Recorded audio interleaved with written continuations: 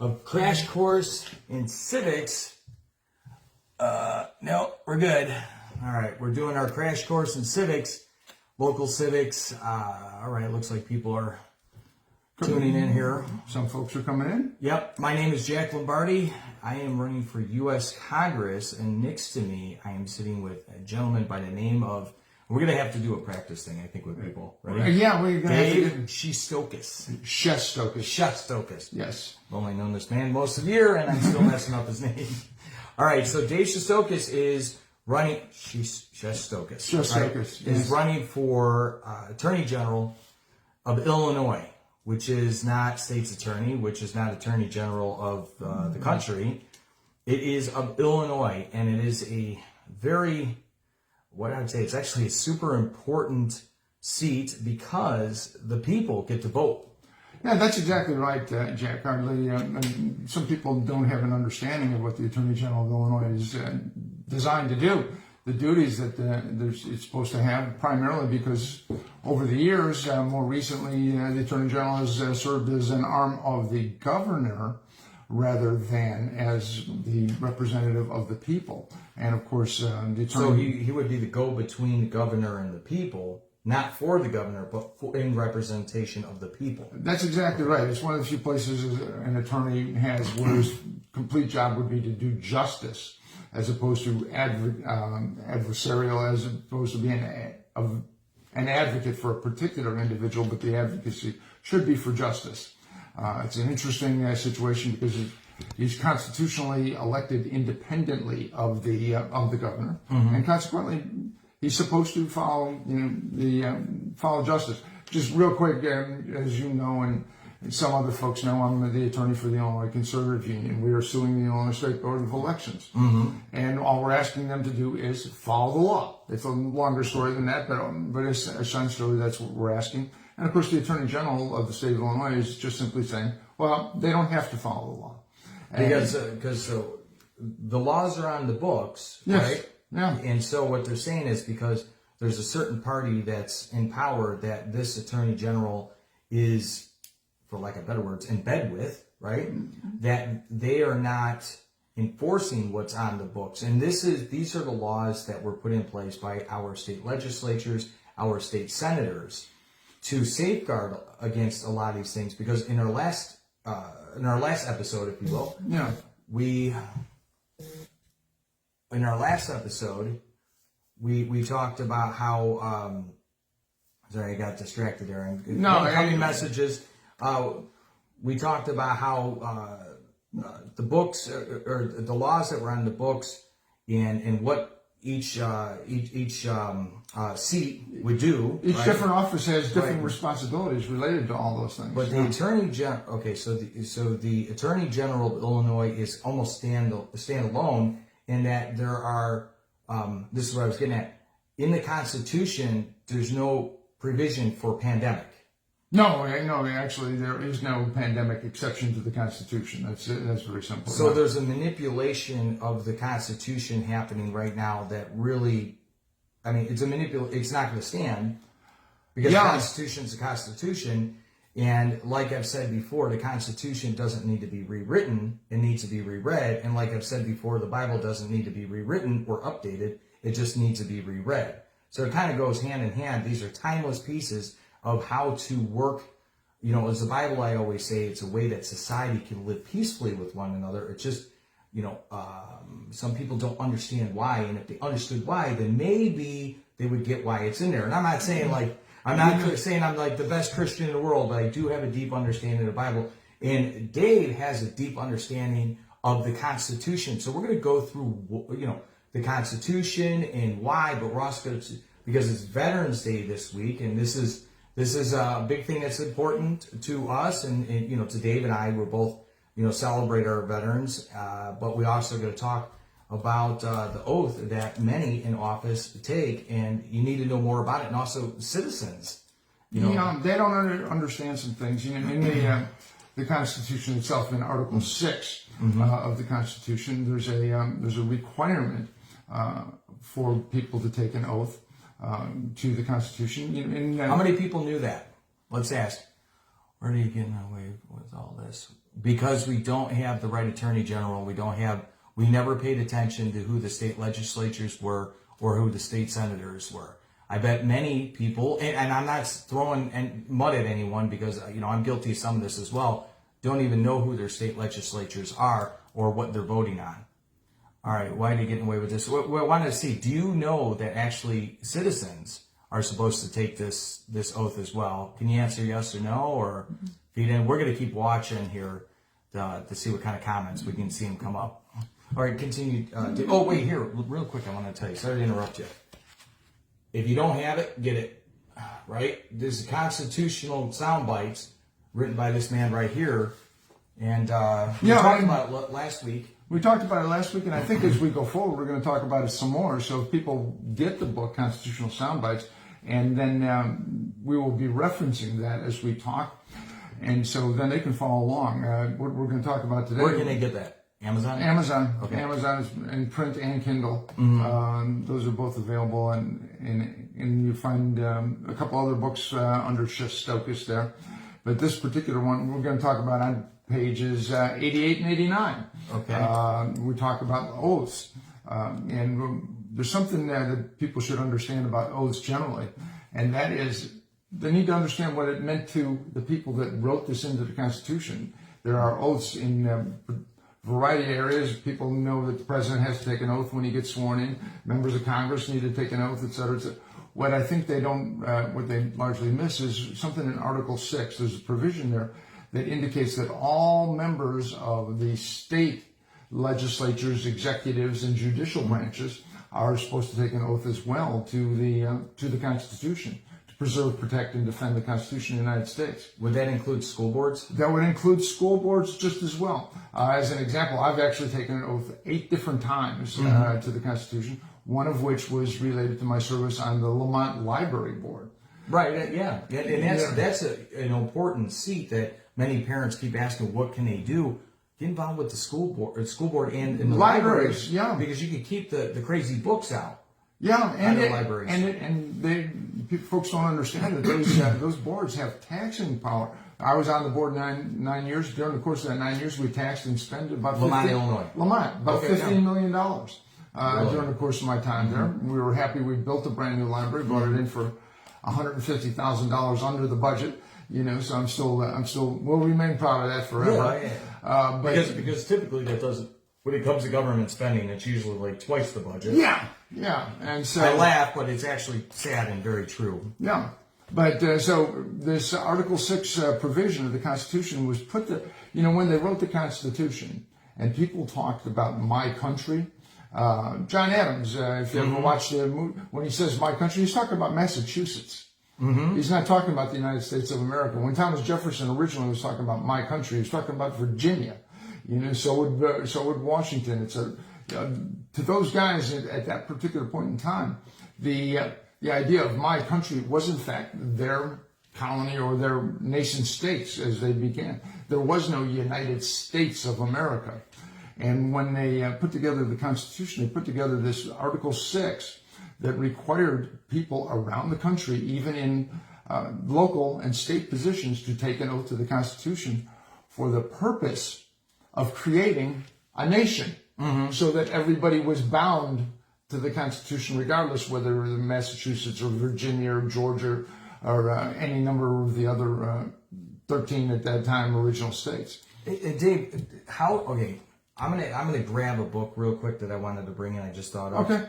But I'd like you to, share with our viewers why. Why did you get involved with this? What was the story? You were telling me an interesting story earlier. Why?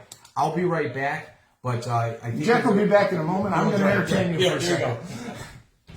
I have, of course, been involved in the criminal justice system a good chunk of my legal career, and that included doing prosecutions and defense work.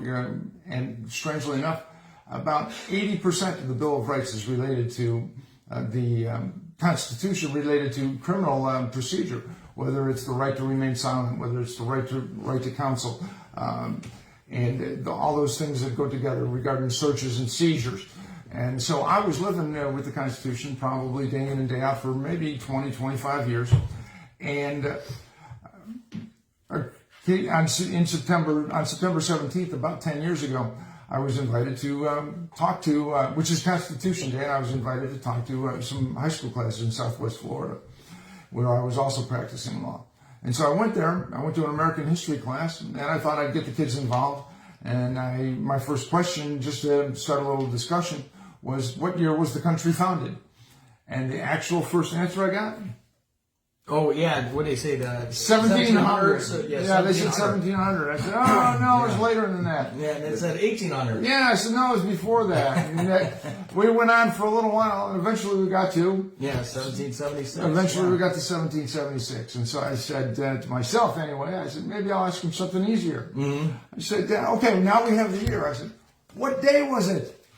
And we were all over the calendar for a period of time, you know. These kids didn't know about one of the most important days of the United States of America. A birthday. They didn't know the birthday. They didn't know the birthday of the country. Yeah. And this is a sophomore high school American history class. In Florida. In Florida. Which is typically a little bit more Republican. Not typically, but Yeah. neither here nor there. Yeah. That's not a Republican issue. It's, you know. Well, yeah. It's just simply American. And so I asked him what day it was, and eventually we were going all over the calendar. And eventually I went, hot dogs, hamburgers, barbecue, fireworks. And then the kids go, 4th of July. And we said, holy cow. Wow. So that happened about 3 or 4 more times that day. And then I walked out of the school and I said, I'm going to try and do what I can to do something about that. Mm-hmm. And so then I started writing for an online magazine about the Constitution. I started writing that turned into my own website, and that turned into a radio show that I did for 3 or 4 years out of Florida over the air, and that turned into this book and a series where I give lectures and I talk around. I've talked at universities and colleges and schools and civic groups. Okay, so when you go to like colleges, is it better the information? Like, do they know more about civics at least at that point? Yes. Well, you know what? The places that invite me, like Ave Maria University, you know, or even Florida Gulf Coast University. Mm-hmm. At any rate, they know quite a bit. But that's what launched me on the thing when we were talking about schools and school boards. So many kids don't know any of this stuff. And then consequently they become adults who are citizens who are uninformed citizens when it comes to voting. Who's in control of making sure that children know this stuff? School boards. All right, school boards. And then the books that you find in the library, who's in control of that? Ultimately, you know, who hires and fires the librarians? Mm-hmm. The school board. Mm-hmm. You know. So this is a book right here that we wound up picking up, and I'm going to use this as I start talking about what's happening in America. This is Woke Baby. And let me say this. My son is, his mother's Hispanic. She's Puerto Rican, Mexican, and Native American. Like legit Native American. And my son is actually 17% Native. American Native, indigenous, right? Yes. And then my wife, many of you know, you've seen her. Dave, you met her plenty of times. She's half Korean. My mother-in-law's from Korea. And matter of fact, well, there's a lot of stuff I could talk about with Korea. One day we'll have a conversation. I'll tell you about what's happening even till today in North Korea. But the atrocities that even South Koreans, or when Korea was just, you know, a single state, some of the things that had happened there. And what's really important behind all this is these this whole idea. So.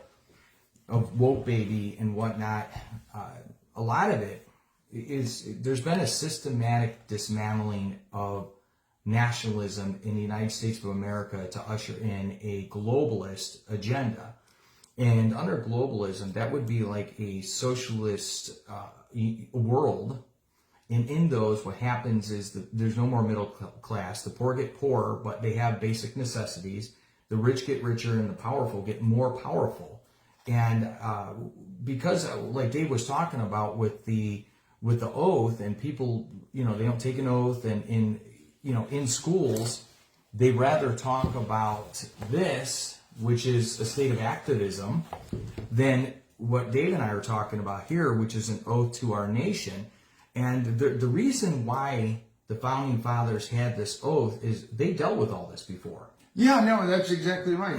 When we were talking originally, like I said, they all considered the 13. They wanted to unite the 13 colonies. Each and every one of them considered themselves an independent and their own country, and to create a single country. You mean the states were independent countries? Yes. At that time, Yeah. and they wanted to unite all the 13 colonies. What was it at that time? What was it? That was how many? It was only a handful at that point, right? No, there was 13. Oh, it was there 13. was Yeah, 13. okay. And in fact, the Treaty of Paris that ended the Revolutionary War was actually a treaty between Great Britain and 13 individual separate states. It was not between Great Britain and the United States, because the United States technically didn't exist, and so it was actually 13 countries, and to overcome part of that kind of issue, to create a nation, that was the requirement of creating this oath. That the Article 6 of the Constitution reads, if I may. Yeah, go ahead. The senators and representatives before mentioned, and the members of the several state legislatures, and all... Several is key word in there. Yes. Because we're talking about the 13 Right. colonies. At that They're point. states. Now they're states. Right. The several state legislatures and all executive and judicial officers, both of the United States and of the several states, shall be bound by oath or affirmation to support this Constitution. And the point of that is to create a single country out of the 13 individual states at that particular point in time. And so while they call themselves the United States of America under the Articles of Confederation, they still were sort of like a loose alliance as opposed to a single country. And so to create a single country, that was one of the things that the Constitution did to bind people together. And so ultimately they wound up, and when you take it down to the nth degree, I've actually, as we mentioned, I've taken an oath 8 different times. I've taken an oath to support the Constitution as an attorney, as a member of the judicial branch, because we're officers of the court. I've taken an oath to support the Constitution as a member of the Lamont Library Board, because at that particular point, I'm a member of a legislative body or of the legislative branch. And also, when I was an assistant state's attorney, I took an oath to support the Constitution as a member of the executive branch. Much like, strangely, police officers, firefighters, those are actually members of the executive branch. Each of them, when you hear them say a sworn officer, right? They're taking, and that's part and parcel of them becoming a sworn officer. They're complying with Article 6 of the Constitution. I don't think that gets brought up to anybody, but that's the idea of that is the creation. And that would be the same thing as you mentioned regarding school boards. They've taken an oath to support the Constitution. And I would frankly indicate that things in the schools that are contrary to the Constitution, the members of the school board who are not keeping an eye on those kind of things are in violation of their oath. Meaning mandates. You can go all kinds of directions where you can get into different details, but I would suggest that I would suggest 1619 Project as being part of it, indicating that the Constitution was not and the Declaration were not the beginnings of the country, are in violation of the oath. There's actually an argument to be made that these things become compelled speech. That is, they are making kids say things. I'm glad you touched on this. This is going to be really important, parents. You're going to want to pay attention to this. You're going to want to comment on this. And you're going to want to share this video. Make sure you do. Because what Dave is going to say right now, because we're mainly parents in this group, and I think I branded myself as almost a father for Congress at this point, right? But what I want you to understand is what he's going to say next is huge, and when you see it, call it out. I'm sorry, go ahead, David. There's something everybody understands this part of the First Amendment when they call it free speech. Right. You're supposed to be able to say things, right? But free speech doesn't mean free speech the way some people think. You just can't be prosecuted by government, right? Right. Okay. Yeah. Generally speaking, that's a separate issue. Of course, your employer may be able to say that while you're in the course of your work, we don't want you to do certain things because that's representative of the people you work for. That's a different situation. But of course, the First Amendment and the balance of the Bill of Rights actually applies to government generally, because the opening of the First Amendment says Congress shall make no law. And I don't know what part of that most government bodies don't understand, but many of them don't understand that. And so the laws of the country, right? The laws of the country start with Congress drafting a bill, right? So right there it says they cannot make a law. They can't pass it. I mean, they can make whatever they want. It's just not going to pass the Congress because it's just not how it works. The first phrase of the First Amendment is Congress shall make no law regarding the establishment of religion or regarding the establishment. You've got the. I was ready to talk about this free speech. Yeah, sorry. Go back to that. We'll go back to speech, but religion. There's the establishment clause and the free exercise clause regarding religion. But regarding speech, let's just think about this for a moment. While Congress, the government, cannot prevent you from saying things, basically, that's the principle of free speech. It's also the flip side. They are not allowed to force you to say something. Wait a second. They can't make you, coerce you to say something. And that would mean, like some of the ideology that's being taught, the indoctrination, that would actually be... That runs afoul of the Constitution. Okay. All right. So that would be against our First Amendment. It's against the First Amendment. That's very interesting, isn't it, parents? Yeah. It's against the First Amendment when they coerce and regarding... You know what? So when they talk about this kind of stuff at school, and they make these kids go along with this stuff, this idea, that would be coercing. That would be coercing. We have the famous cake decorating case, right? There you go. And the guy was sued because he didn't want to decorate a cake celebrating a gay marriage. And ultimately, the United States Supreme Court says you cannot make him support something that he feels strongly against supporting. But then what they and said so is, that's no compelled speech. Right. So what they were saying is it's hate, it's this, it's that. So at the end of the day, they were trying to find any which way to manipulate the First Amendment. But at the end of the day, the First Amendment says you cannot coerce. There's no coercion of speech. Just as much as you're welcome to say what you want, or you're free to say what you want, you are free to not say something you don't want to say. And the government can't, under the First Amendment, make you say something you don't want to say. Consequently, your woke baby or whatever it turns out to be, if they're giving a test to a kid, and the kid has to support gay relationships to pass his test, they have now coerced that child. So I guess the bigger picture is, by what you're saying is social issues have no place in our schools, our public school system. Hence why I've been calling our public school system the government-run school system. Yes. Right? Because now in the government, and what I mean by government, it's this administration, what they're doing, particularly with this, is unlawful. Yes. And that's just period. So what a lot of people are going to want to understand is, how the heck do we hold them accountable? Which goes back to our last week's conversation. We need to write Attorney General. We have to. It's super important for us and our children that. And I know this sounds like a plug for Dave, and I'm not. No, it is. He's shameless. I'm just. I'm trying not to, but what I'm trying to say is that it's more important now than ever that we start putting in principled meaning ones that aren't going to pervert the Constitution. Legislators, state legislators, judges, and attorney generals, and also governors that we're going to have in office. And we have to, here's the thing, we have to work very, very hard to do this, because there's a machine that works. And what happens is there's these social issues they come up with, right? Yes. They're hard to fight with. I mean, so, here's the thing. You either have to say, all right, listen, you have a point, I get it, but we can't go against the Constitution while doing it. And here's in my thinking, right, that I figured out what's happening here is the average citizen is looking for government to get involved with social issues when it's really just left to society and church and those sorts of things to handle social issues.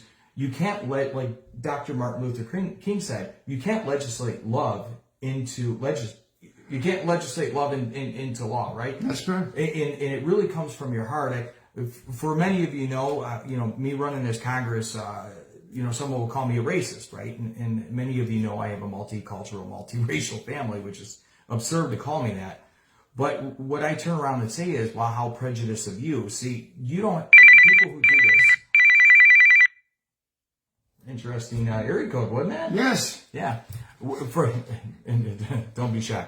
So what I was getting at is this, when somebody calls someone racist without base, meaning they didn't say or do something that would say, well, people don't know the definition of racism. I thought more people did. Racism is to view your race as above or a race that's superior to another race. And it can hide in a lot of different ways. And there are a lot of valid arguments that some of the left has brought up. They're valid. The people don't understand racism, but they don't know the difference between prejudice and racism. I found that very interesting. So prejudice is in the word prejudge, right? So I'm going to prejudge you, which prejudice is actually an extremely toxic behavior.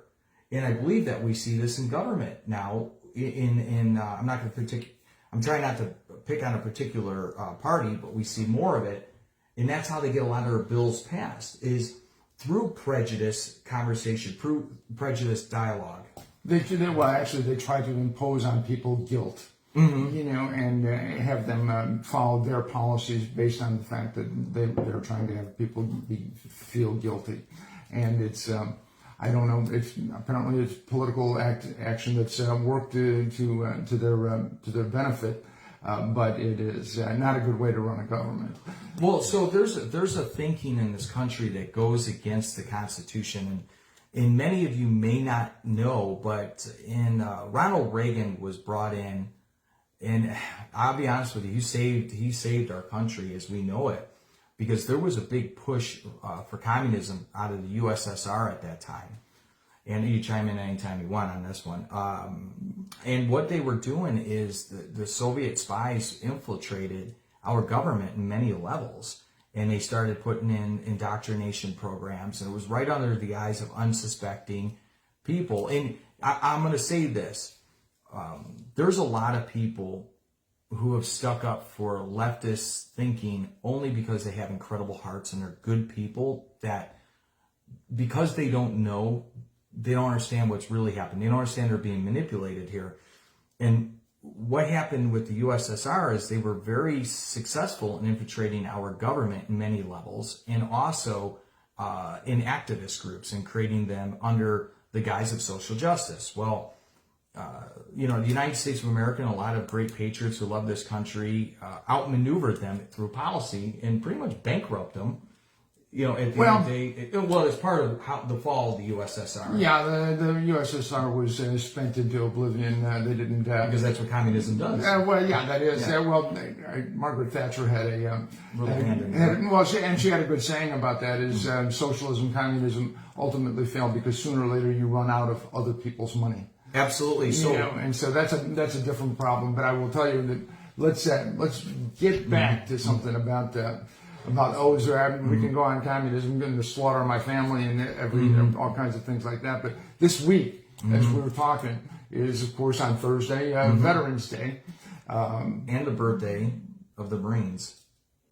Oh, okay. On the 10th. Okay, well, November 10th, happy birthday to the Marines. November 11th would be originally it was Armistice Day.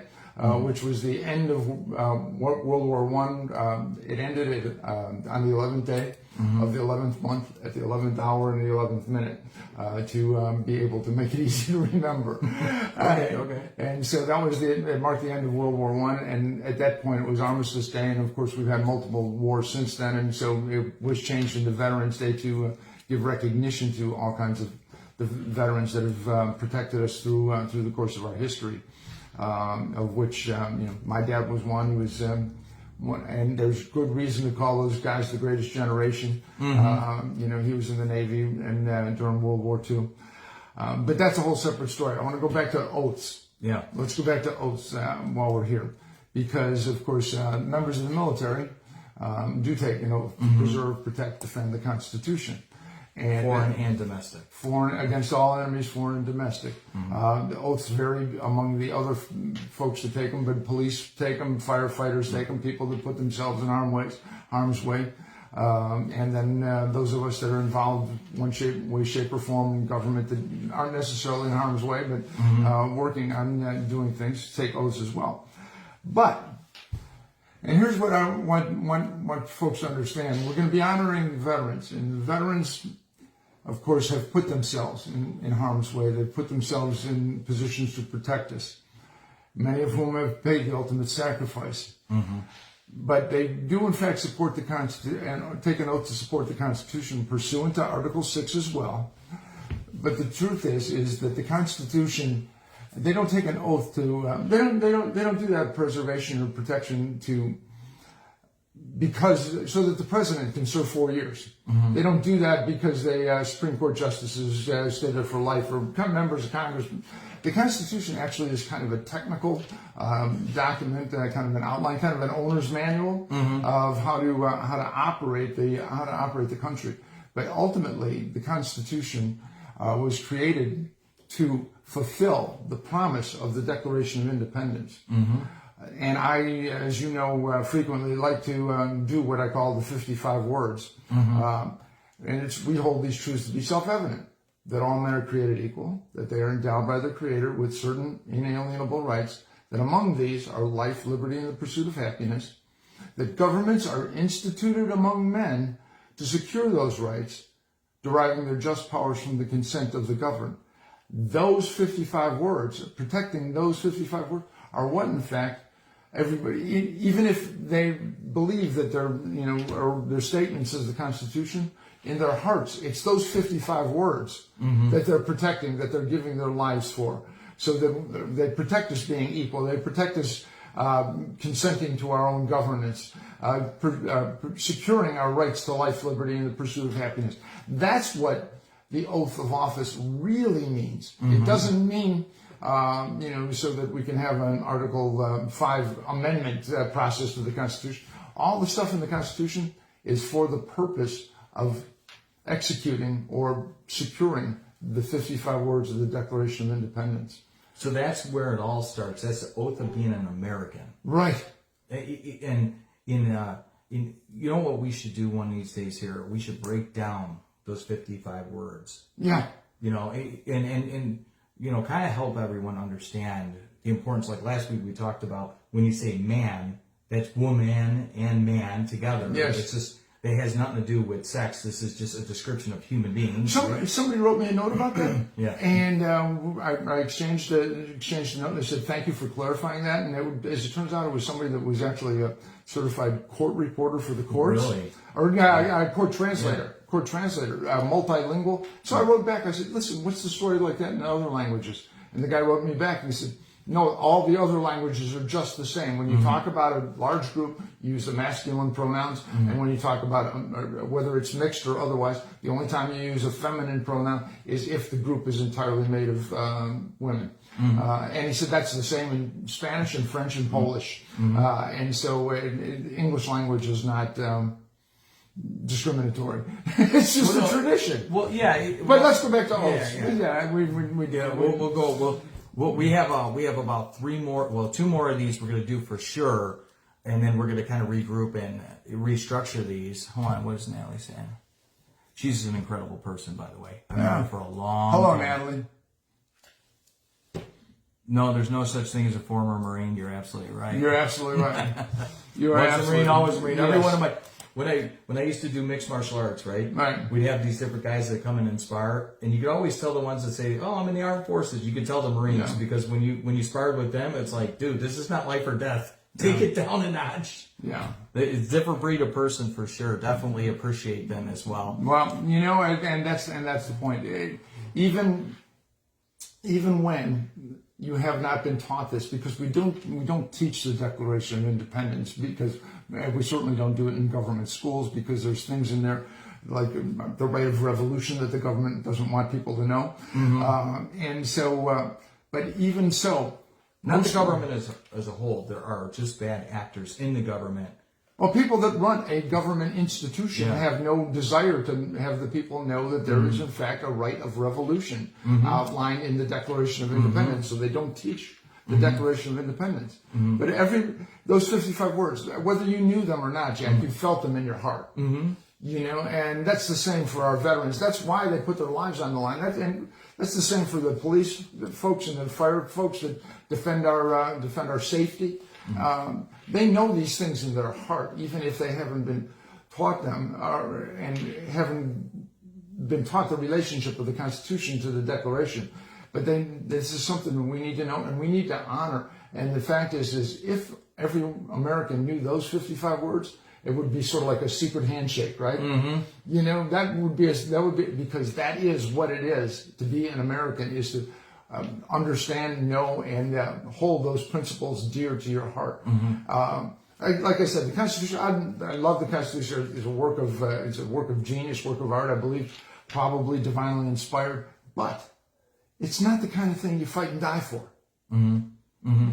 You die because you want to defend all people being equal. You want to defend those principles that I outlined previously. And so that conversation, that part of it, and that's why I think maybe this warrants a deeper dive, is there's a much manipulation around the word of equality, and people seem to forget that government should just be government. What is the role of the federal government in just as a whole basic?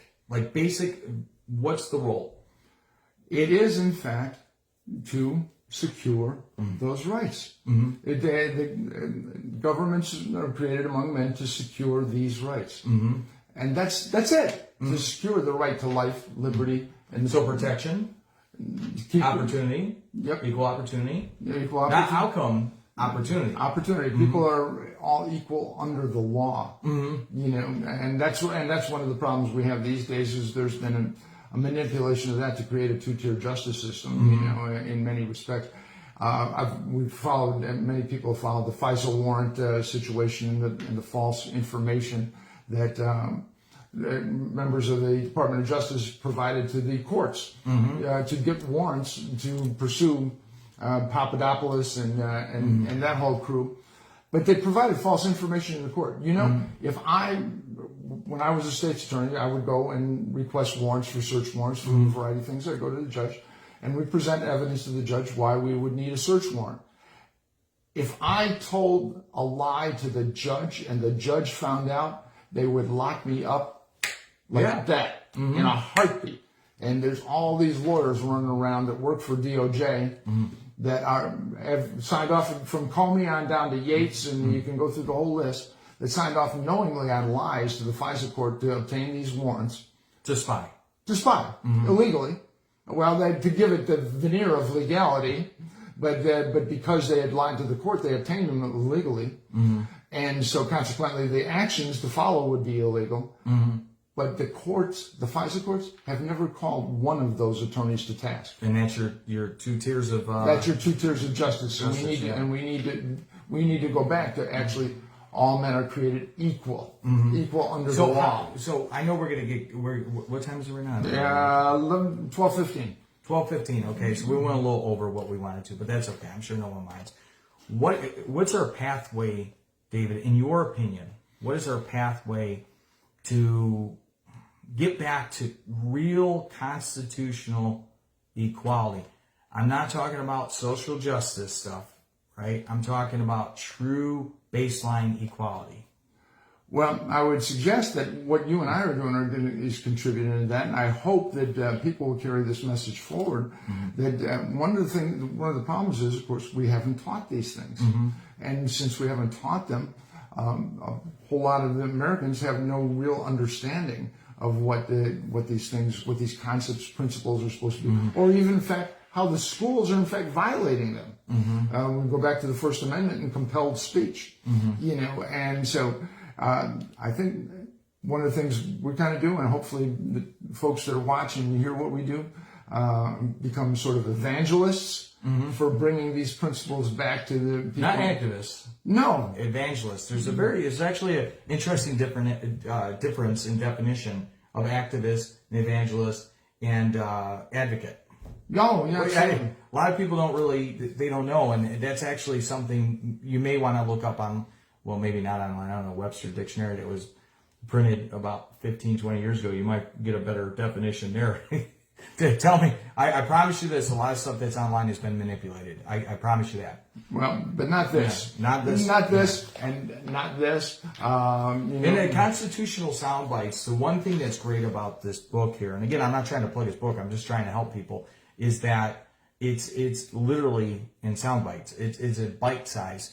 I remember when I was learning digital marketing, my mentor to it, he always told me, Jack, the quickest way to give someone nothing is to give them everything in one shot, because you just can't digest it. Right. So constitutional sound bites is done in bite size where you can wrap your brain around it. Do a few, process it, do a few more, process it. And that's why I like the structure, the way I forgot to even tell you. I like the way you put that together, because it's in bite size ways that people can digest the information. Because if they went through the Constitution, like my wife's minor was major religion in college, and I went to Catholic schools my whole life, and then I got saved and I studied the Protestant Bible. And people read the Bible. I have a friend, right, that told me, oh, it says you can own slaves. And I'm like, no, that's not at all what it said. What it said is this is a documented what it was like to live as a slave.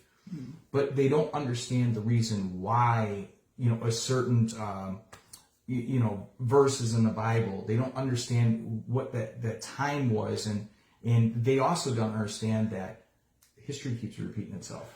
Oh my goodness, yeah, and that comes out to be a problem with language, and maybe we'll talk about that someday in terms of understanding the Constitution and the Declaration of Independence in the languages it was understood in the 18th century. Just reel that real quickly. There's a part of the preamble of the Constitution, and most people have been made to memorize the preamble. We, the people of the United States, it says. And there's a strange phrase, and it's strange to the modern ear, that says a more perfect union.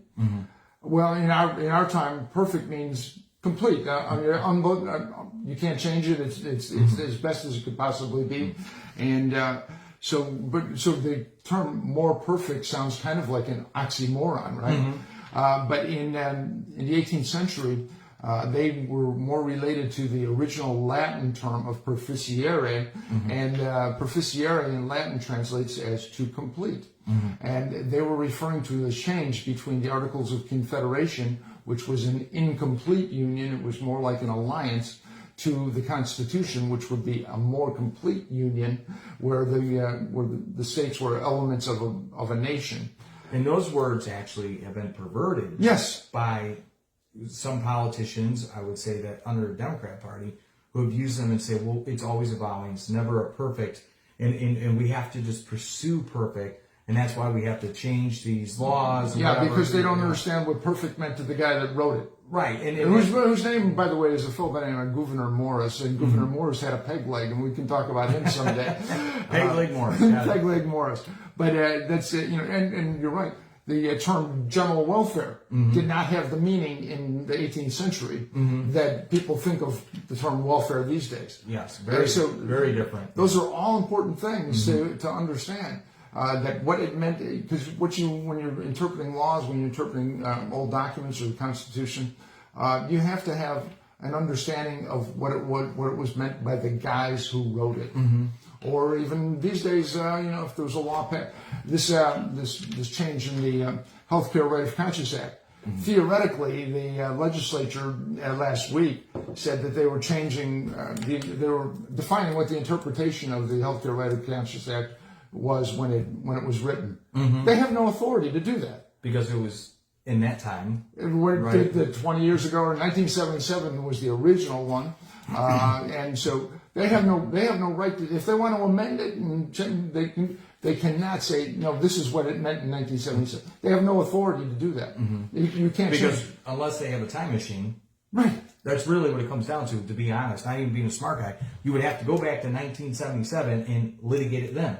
Yeah, that's but exactly it's been done already. It's been done already, and there's methods and uses. You mentioned You mentioned the current dictionaries. When you're interpreting the Constitution, it's good to get Webster's from 1787 to do that. You read the newspapers and see what those people meant, and it's important to understand those languages. And so a lot of people use modern day understandings of words like perfect or welfare to change the meaning of what the Constitution was when it was written. Well, they attempt to and manipulate people to believe it. And again, you only know what you know. So, I mean, like, Dave, I honestly believe that, 99.999% of Americans are just great people. They're good-hearted people. Their heart's in the right place. However, we may disagree on certain issues. However, mostly government shouldn't have their hand in these issues. This is a societal issue, and when you start using the government to try to turn, society, you have communism. We're going to get around to talking about the duties of the United States Congressman, which is the job that you're looking for. Put me on the hot spot. All right, on the hot seat here. And those duties are outlined actually in Article 1, Section 8 of the Constitution that defines the enumerated powers, and we're going to get to that. So you all know what I would be doing when you elect me in there, which would actually be 1 year from today. 1 year from today. That's we have a lot of ground to cover here. There's a lot of things to do. All right, Dave. Thanks so much, Dave. It was incredible. Let's show them the book again. Constitutional Soundbites, and if I would suggest folks maybe pick up a copy, because over time, as we did today, we'll reference page 88, page 89. We spent a lot of time on oaths and added to what's but the basic principles of the oath issue in Article 6 of the Constitution is in 2 questions in about 150 words. Are you going to be there on Thursday? I am. Okay, so you're going to be there. Check this out. Let's see if I'm going to put the screws to them right now. We have an event. I don't have an event. Dave don't have an event. We're not speakers because we're candidates, and we can't be because of this. It's a non-for-profit, which is cool. But you're going to have some interesting speakers on Thursday at Giorgio's in Orland Park at, I believe it's at 7 o'clock.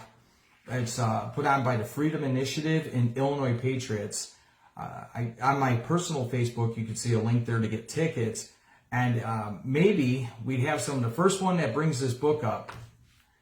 Maybe we can get Dave to give them a signed copy of it. If you're at the event in Giorgio's, Orland Park, at 7 o'clock on Thursday, get a signed copy from Dave. What do you think? I'll autograph the book. All right, there you go. I'll autograph the book for anybody that joins us. That brings this up. Not anybody, you're right. The first one. The first one, yeah. After that, if somebody wants to buy one, that's cool. There you go.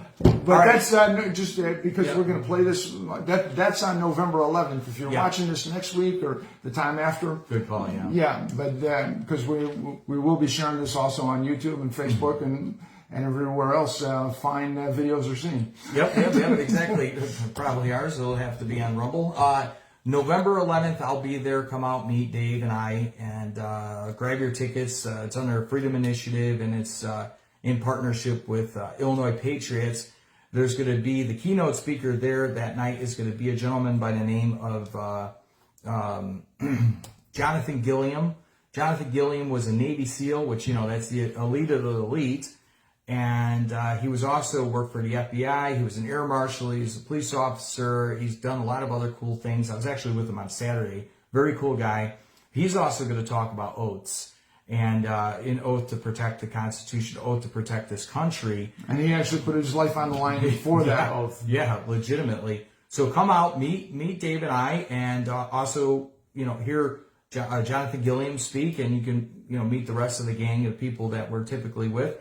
This Thursday, the 11th of November, 7 o'clock at Giorgio's in Orland Park. All right, everyone, God bless you. Have a great day. I hope that you got some information. Please continue to comment on this. We're gonna read the comments. Dave is actually taking the time to respond to some of them, and which will feed into what we're going to do next week and the week after and whatnot. Okay? We'll be off next week. I am on tour in Western Illinois with Bobby Piton. Okay, there you go. Yeah, but the week after we'll be back. All right, we'll see you in 2 weeks. See you then. See you Thursday. Yes, the 11th. All right, bye.